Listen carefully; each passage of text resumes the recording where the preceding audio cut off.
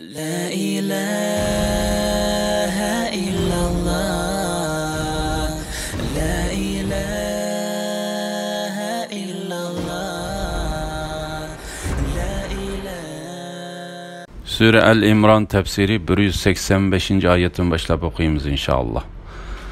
Elhamdülillah ve salatu ve selamu ala Resulillah ve ala alihi ve sahbihi ecma'in. Amma ba'd. Esselamu aleyküm ve rahmetullahi ve berekatuhu. Tövəndə dəxtənlağa İbn Kəsir rahimehullah'ın Kur'an-ı Kerim tefsiri Uygurca tercümesi El-İmran suresinin 185. ayetinden başlayıp okuyayımız inşallah. Ba'da euzu billahi mineşşeytanirracim. Her bir can egisi ölümnün təmini tetiğiçidir.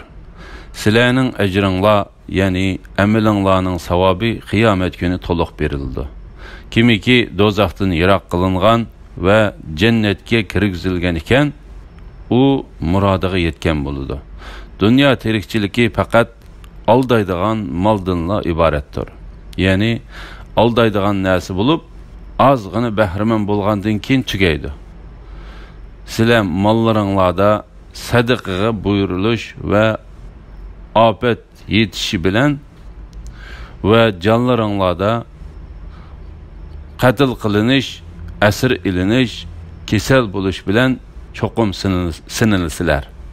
Sizlerden ilgiri kitap verilgenle, yani Yahudiler ve Nasaraladın, müşrikladın çokum nurgun yaman söz anlaysılar.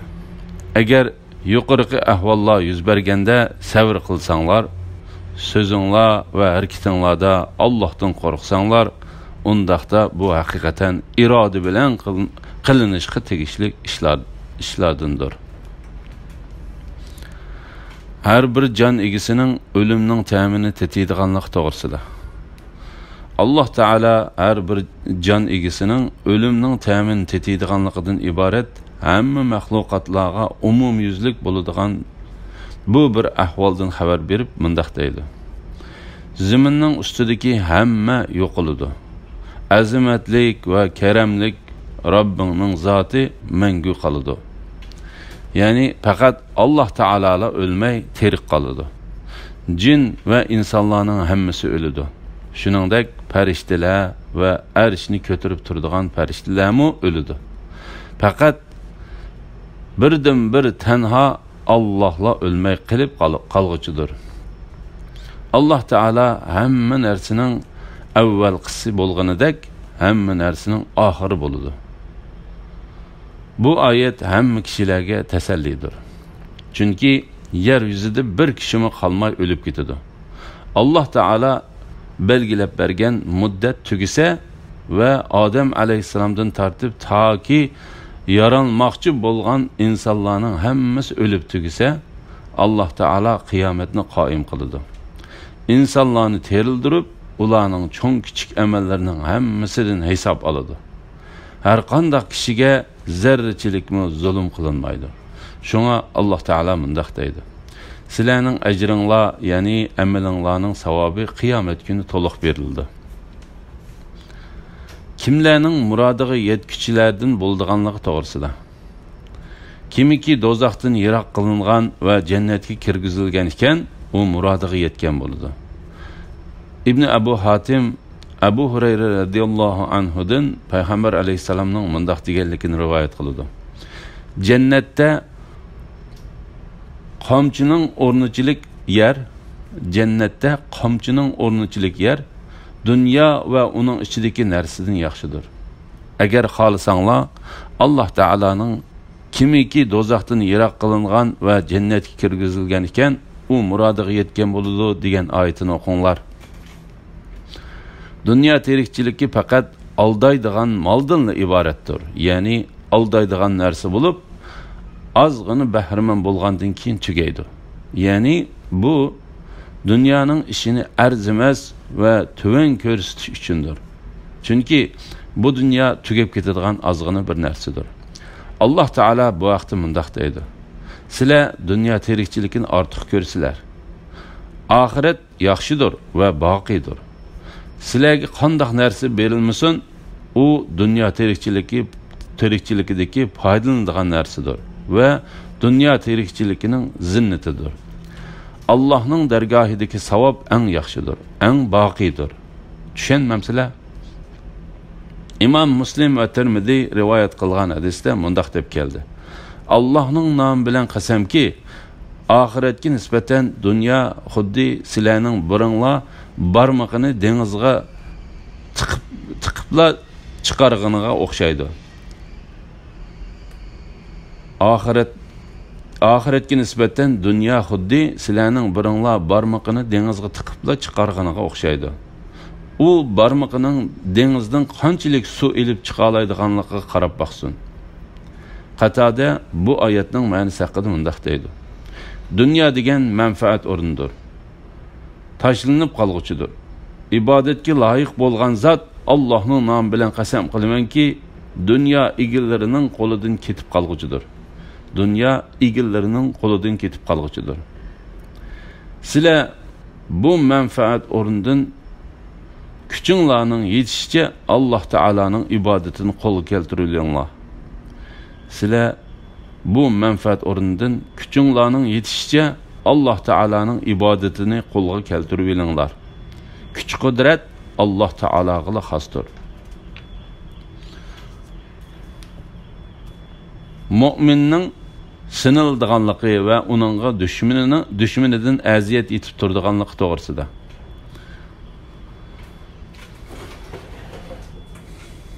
Sizlar mollaringlarda sadiqaga buyurilish va ofat yetishi bilan va jonlaringlarda qatl qilinish, asir elinish, kasal bo'lish bilan cho'qim sinilisizlar.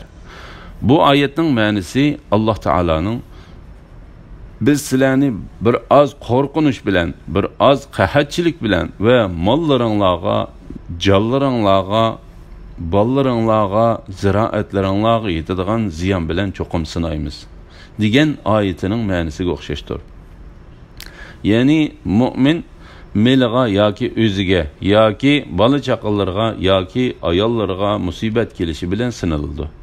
Mu'min o'zining diniga qarab sinildi. Agar u dinida ching turadigan kishi bo'lsa, sinoqning cho'ngi keladi.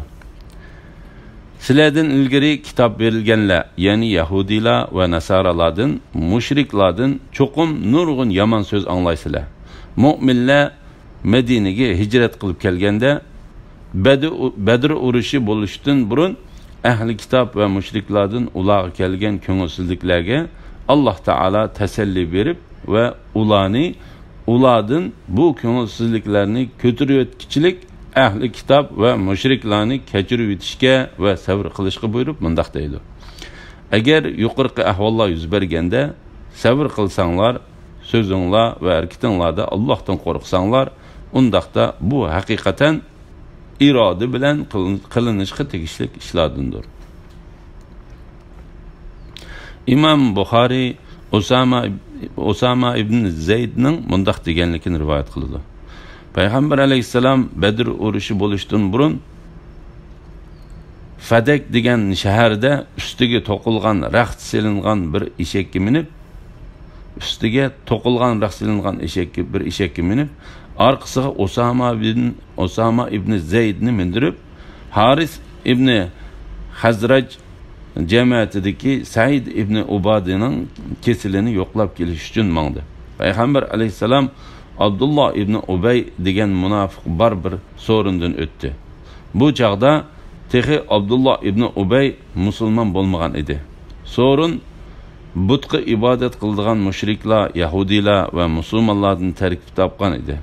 So'rinda Abdullah ibn Ravahamu bar edi. Payg'ambar alayhissalom mingan eshakning oyog'idan chiqqan chang to'zon o'ltirg'ichilarga to'zib ketgan edi. Abdullah ibn Ubay burnini kiyim bilan etib olib, bizga to'p to'zatmanglar dedi. Shu chaqda Payg'ambar alayhissalom ularga salom berib, to'xtab eshakdan tushdi va ularni Alloh taolaning diniga da'vat qilib, ularga Qur'on o'qib berdi. Abdullah ibn Ubay: "Ey inson," ya'ni Payg'ambar alayhissalom demoqchi, "agar sen degan so'z haq bo'lsa, uningdan chiroyli narsa yo'q. Sen so'zing bilan so'rinlarimizga kelib, bizga aziyat bergin. Sen sözün bilen sorunlarımızga kelip bizga aziyat bermegin. Öz ornunga qaytib ketip qeşinga kelgen kişiga qissa sözlep bergen dedi.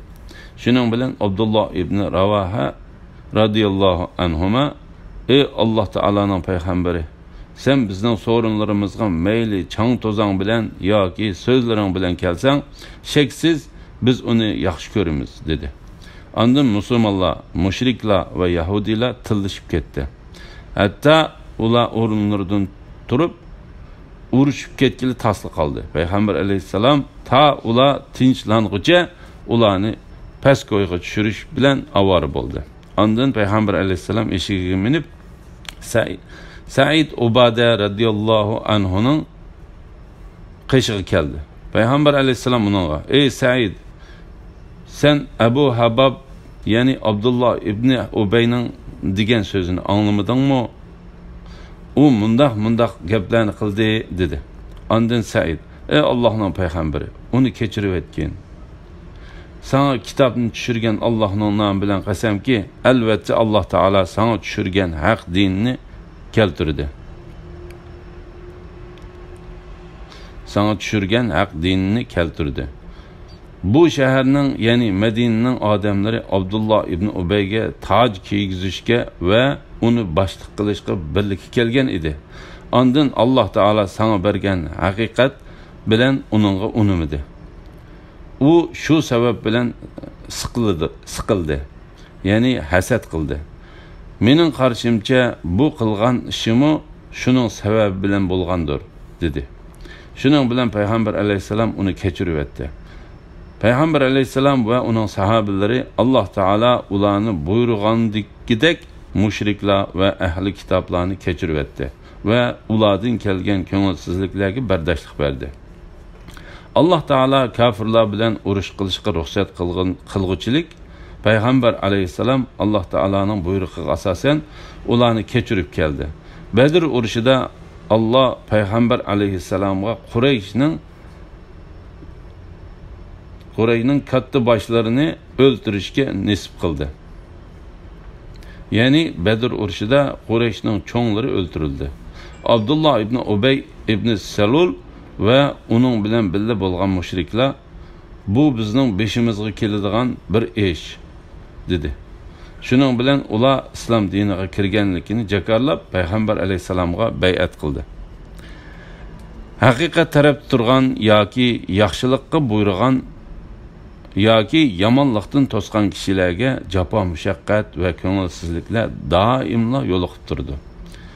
Buningga Alloh roziligi uchun bardoshlik berishi va Alloh taoladan yordam so'rashi lozim. Öz vaqtida Alloh kitob berilgan, ya'ni Yahudilardan kitobni, ya'ni kitobdagi Allohning ahkomlarini kishilarga cho'qim bayon qilib berishga va yo'shirmaslikqa ahd oldi. Lekin buni, ya'ni ahdini ular orqasiga cho'rib etdi va uni ozgina bedelga, ya'ni dunyoning arzimas narsasiga tegishdi. Ularning tegishib olg'ini nima degan yomon? Ey Muhammad sallallohu alayhi vasallam, qilgan ishlaridan, ya'ni haqni yapqanligidan xo'shal bo'ladigan, qilmagan ishlar bilan madhilanishni yaxshi ko'radigan kishilarni hargiz Allohning azobidan qutuladi deb gumon qilmagan. Ular qattiq azobga duchor bo'ladi. Osmonlarning va zaminning podshohligi Allohga xosdir. Allah hamma narsaga qodirdir. Ahli kitobning ahdilarni orqasiga cho'rib etganligi va haqiqatni yo'shirganligi uchun ayiblanganligi to'g'risida. Bu oyat Payg'ambar alayhisalom payg'ambar bo'lib kelganda uningga ishonishga va boshqa kishilarning u payg'ambar bilan kelgan yomon uningga iymon keltirib, uningga ergishishga tayyorlik bilan turishi uchun shundaqla Payg'ambar alayhisalomning so'zini kishilar orasida tarqatishga ilgirki payg'ambarlarning tillar orqali Allah ahdi olgan ahli kitoblarga Allah Taolaning qilgan bir tahdididir va ayblishidir. Ahli kitoblar u haqiqatni yoshirdi. Yana dunyo va oxiratda va'da qilgan yaxshilikni eng oddiy va arzimas bo'lgan mol dunyoga tegishdi. Ularning bu tegishishi ajab bir yomon tegishish bo'ldi. Bu oyat ham olimlarni ahli kitobning mangan yo'llarida menib qilib, ahli kitobga yetgan ziyonning ularga yetib kelishidan ogohlantirishdir. Olimlarning mas'uliyati bo'lsa, o'zlaridagi yaxshi ishlarga boshlaydigan foydali bilimlarni boshqalarga yetkazish va bilimdan bir narsani yoshirib qolmaslikdir. Bu haqda Payg'ambar alayhisalom bunday deydi: kimiki biladigan bir narsadan savol so'ralsa, ondan uni yoshirsa, uningga qiyomat kuni o'tdan yugan silindi. Ahli kitoblarning qilmagan ishlari uchun maqtanishi yaxshi ko'riladiganligi, maqtanishni yaxshi ko'radiganligini ayiblash to'g'risida. Ey Muhammad sallallohu alayhi vasallam, qilgan ishlaridan, ya'ni haqni yapqanligidan xo'shal bo'ladigan, qilmagan ishlari bilan madhilanishni yaxshi ko'radigan kishilarni hargiz Allohning azobidan qutulib qoladi deb gumon qilmagan. Bu haqda Imom Buxoriy va Muslim Payg'ambar alayhisalomning mundaq deganligini rivoyat qiladi: kimiki o'zini bilimli qilib ko'rsatish uchun yolg'on da'vo qilsa, ya'ni bilmagan narsani bilaman desa, Alloh taolo uning bilimini azaytib etadi. Yana Imom Muslim rivoyat qilgan bir hadisda mundaq keldi: bilmagan narsa bilan ko'ranglagan kishi yolg'on ikki kiyimni kiygan kishiga o'xshash. Imom Ahmad mundaq rivoyat qildi: Marvon eshigiga qaraydigan Rafiqqa: ey Rafi', sen İbn Abbas radiyallohu anhumaning qishig'i berib, uningga ichimizdagi qilgan ishidan xursand bo'lgan va qilmagan ishi bilan maqtanishni yaxshi ko'rgan hamma kishi azoblanadigan bo'lsa, albatta hammamiz azoblanamiz degan dedi. U berib İbn Abbas radiyallohu anhumaga bu gapni degandan keyin İbn Abbas radiyallohu anhuma: bu oyat sizlarga emas, ahli kitoblar haqida tushdi deb bu oyatni o'qidi. O'z vaqtida Alloh kitob berilganlar, ya'ni Yahudiylardan kitobni, ya'ni kitobdagi Allohning ahkomlarini kishilarga cho'qim bayon qilib berishga va yoshirmaslikka ahd oldi. Lekin buni, ya'ni ahdini ular oqisiga cho'rib etdi va uni ozgina badalga, ya'ni dunyoning arzimas narsasiga tegishdi. Ularning tegishib olgani nima degan yomon. Ey Muhammad sallallohu alayhi vasallam, qilgan ishlaridan, ya'ni haqni yapqanligidan xo'shal bo'ladigan, qilmagan ishlari bilan madhilanishni yaxshi ko'radigan kishilarni hargiz Allohning azobidan qutuladi deb gumon qilmagan. İbn Abbas radiyallohu anhuma mundaq deydi: Payg'ambar alayhisalom Yahudiylardan bir narsa so'radi. Yahudiylar Payg'ambar alayhisalomdan yoshirib, boshqa narsa bilan javob berdi. Ondan Yahudiylar o'zlarini Payg'ambar alayhisalomga xuddi so'ralgan savolning naq o'ziga javob bergandek ko'rsatib, uning qishidan qaytib chiqdi. Hamda ular bu ish uchun maqtandi va uning so'ragan savoliga javob bermay, yoshirib qolganligi uchun xursand bo'ldi. Imom Buxoriy Abu Sa'id Xudri radiyallohu anhuning mundaq deganligini rivoyat qildi: Payg'ambar alayhisalom zamonasidagi bir turkum munofiqlar Payg'ambar alayhisalom urushga chiqqanda urushga chiqmadi. Payg'ambar alayhisalomga qarshilik qilib, uylarida xotirjam o'tirganliklari bilan xushal bo'lishdi. Payg'ambar alayhisalom urushdan qaytib kelganda munofiqlar Payg'ambar alayhisalomga o'zlari aytib, qasam ichdi va qilmagan ishi uchun maqtanishni yaxshi ko'rdi. Shuning bilan bu oyat tushdi: ey Muhammad sallallohu alayhi vasallam, qilgan ishlaridan, ya'ni haqni yapqanligidan xo'shal bo'ladigan, qilmagan ishlari bilan madhilanishni yaxshi ko'radigan kishilarni hargiz Allohning azobidan qutuladi deb gumon qilmagan. Ular qattiq azobga duchor bo'ladi. Osmonlarning va zaminning podshohligi Allohga xosdir. Allah hamma narsaga qodirdir. Ya'ni Alloh taolo hamma narsaning egisidir. Hamma narsaga kuchi yetkichidir. Alloh taoloni hech narsa ajizlashtira olmaydi. Shuning uchun Alloh taolodan qo'rqinglar. Uning bilan qarshilashmanglar. Uning achchiqlanishidan va intiqom olishidan saqlaninglar. Chunki u tangdishi yo'q, katta va kuch qudratlidir. Alhamdulillah, Alloh shukrlar bo'lsin. Yuqorida Sura Al-Imron tafsirining 189-oyatigacha angladinglar.